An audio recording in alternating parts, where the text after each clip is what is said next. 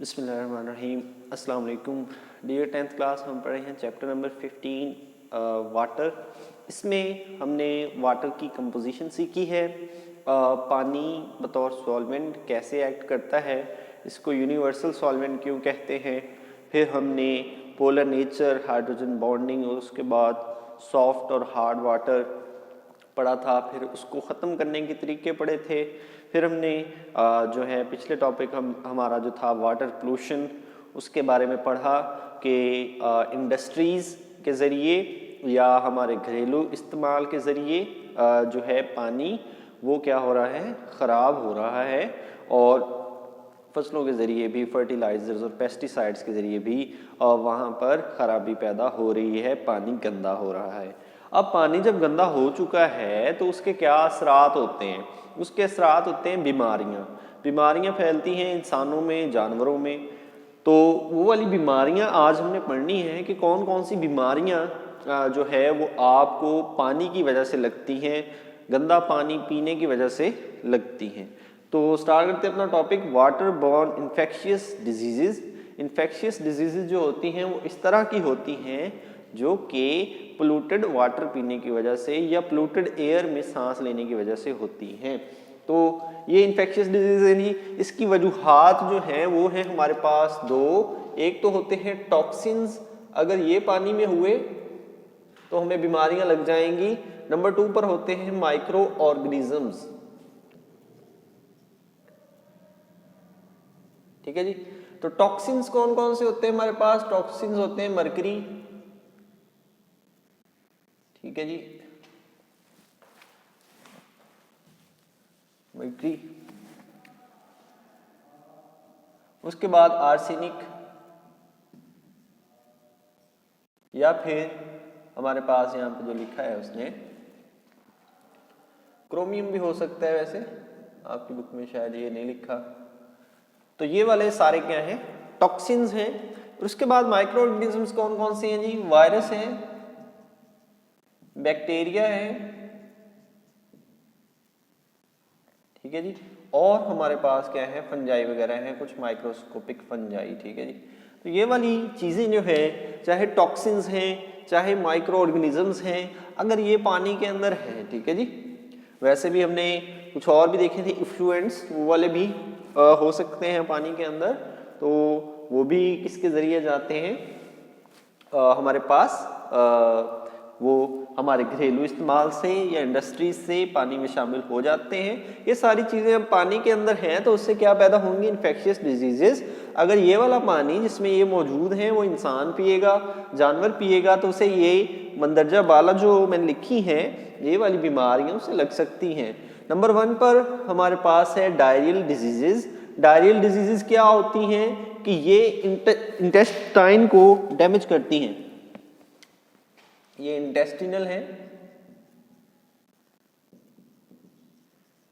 Intestinal diseases है, ठीक है जी।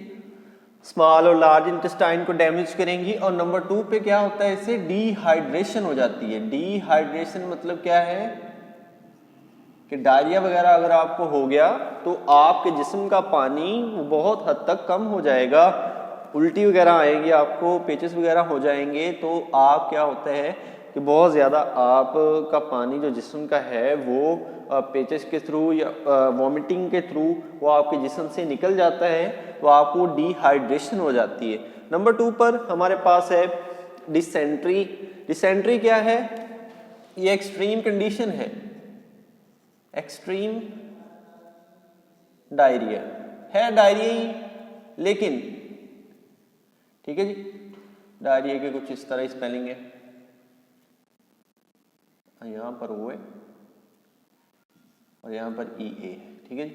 तो ये डायरिया, एक्सट्रीम डायरिया जो अगर हो गया तो उसे क्या कहते हैं? डिसेंट्री है। ये भी वही काम ही है, लेकिन ये डायरियल डिजीज जो है ये हल्का है, मतलब थोड़ा सा असर होगा। अगर बहुत ज़्यादा होगी डायरिया तो उसे क्या कहते हैं? फिर डिसेंट्री कहते हैं। बहुत हद तक आपके जिस्म का पानी जो है वो ख़त्म हो चुका होता है।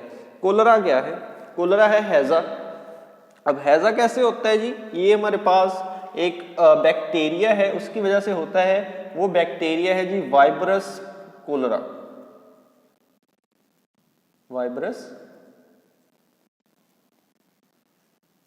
कोलरा।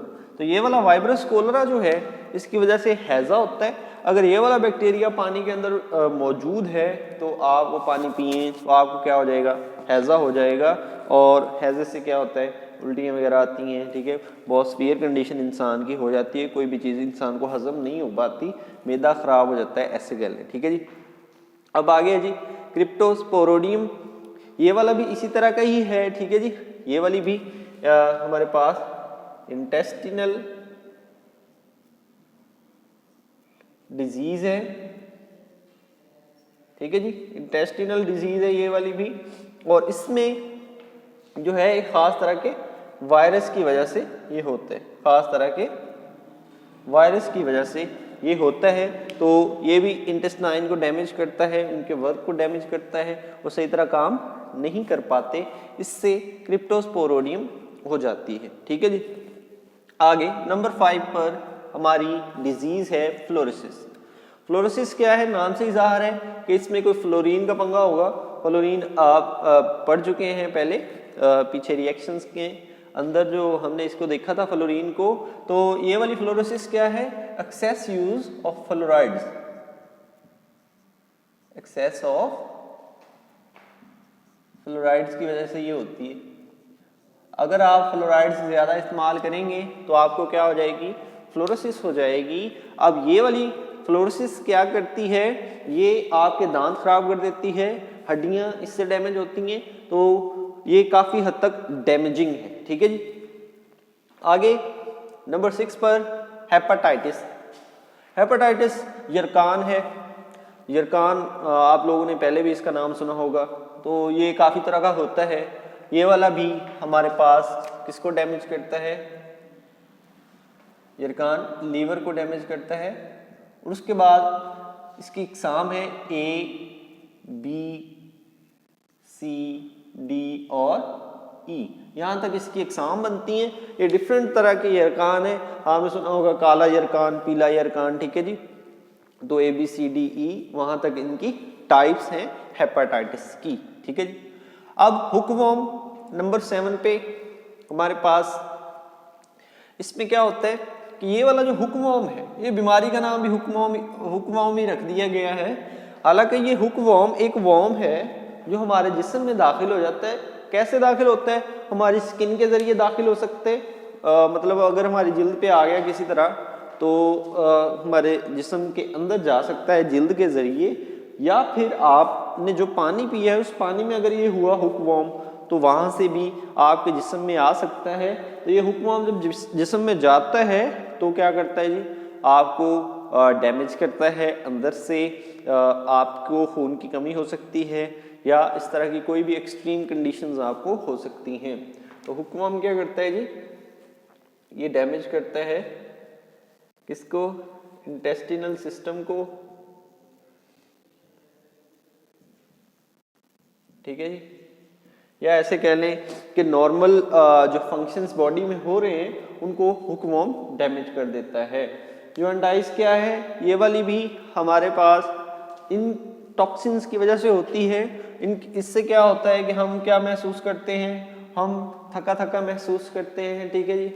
बहुत ज़्यादा हमें थकावट महसूस होती है, हमारी जोड़ों में दर्द होती है, ठीक है जी। बूढ़े लोगों की ज़्यादा होती है ये वाली।